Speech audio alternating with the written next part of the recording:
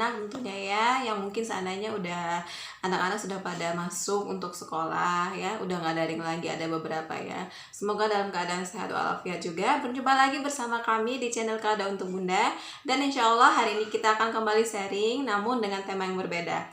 Tapi sebelumnya jangan lupa untuk like dan subscribe video ini supaya kita semakin semangat untuk membuat video yang lebih bermanfaat lagi. Baik, terima kasih.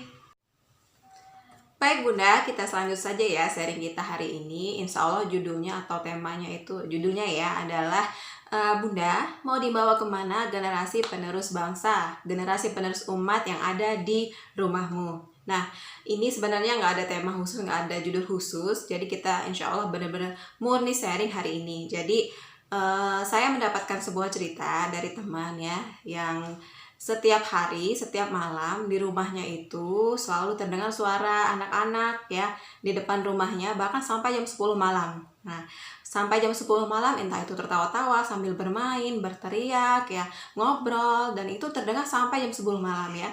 Bayangkan anak-anak yang masih sekolah masih bermain malam-malam sampai jam 10 malam di depan rumah orang, dan mungkin itu agak mengganggu ya karena sudah sampai jam 10.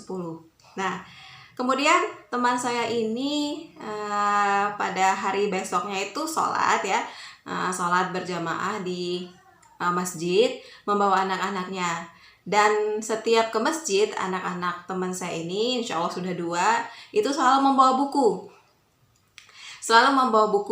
Dan teman saya ini kepikiran, gimana caranya supaya anak-anak yang ada di luaran itu setiap malam melakukan kegiatan seperti itu mereka lebih produktif. Jadi ketika selesai sholat maghrib, teman saya ini mencegat atau memberhentikan perjalanan pulang anak-anak yang sholat tadi ya, itu dijegat dengan dengan diajak ngobrol. Kemudian kebetulan pada malam itu juga ada acara bagi-bagi buku, jadi pas banget. Nah, pas diajak-ajak ngobrol, mereka si anak-anak tadi ya, yang katanya setiap malam sampai jam 10 malam itu kurang membuat nyaman, akhirnya melihat anak teman saya yang 2 tadi sedang asik baca buku, dan akhirnya anak-anak yang lain pun nyeletuk tanya, suka baca buku ya tante anaknya gitu.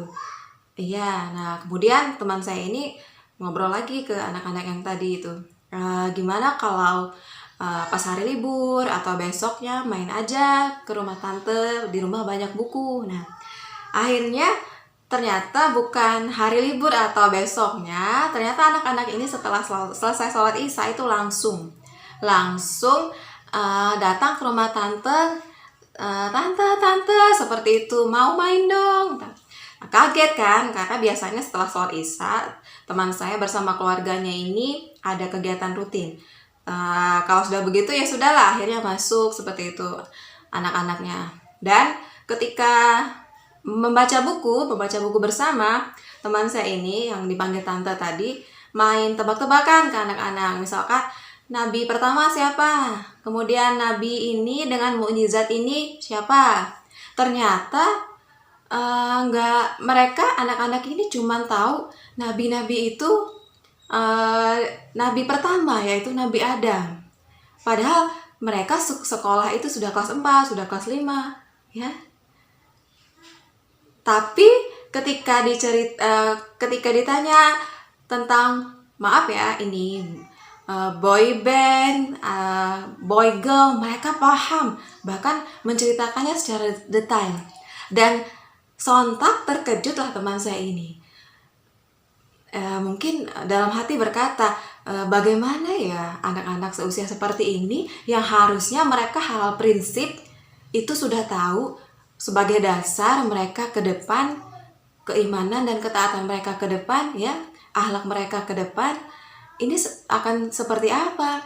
Bahkan mereka mengidolakan, mereka tahu orang lain seperti itu yang sebenarnya tidak harus diidolakan.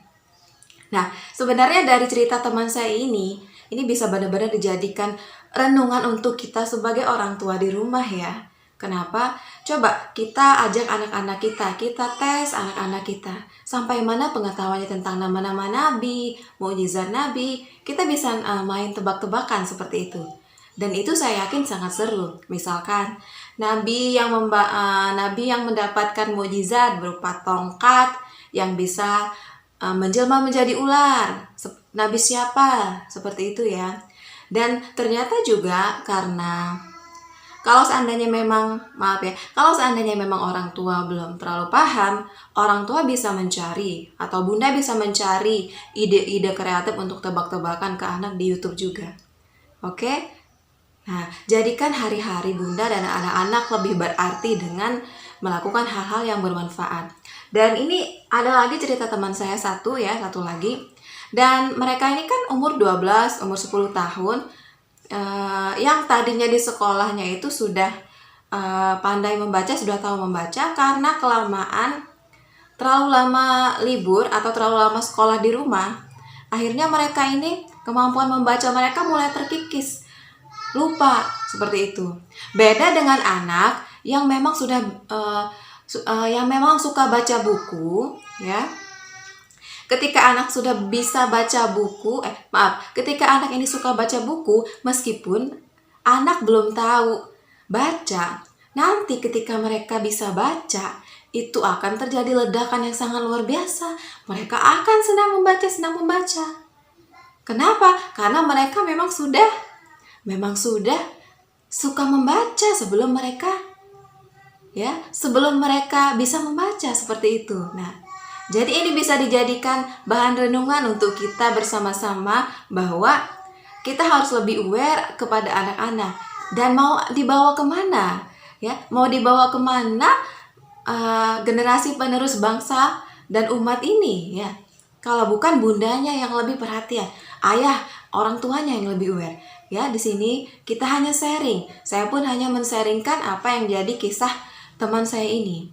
Insya Allah setiap video kita ada manfaatnya ya. Mohon maaf jika banyak kekurangan. Mari kita lebih peduli, mari kita lebih aware terhadap kegiatan anak-anak ya. Untuk masa depan anak, generasi penerus bangsa dan umat yang lebih baik. Sampai di sini dulu sharing kita pada hari ini. Saya pamit. Assalamualaikum warahmatullahi wabarakatuh.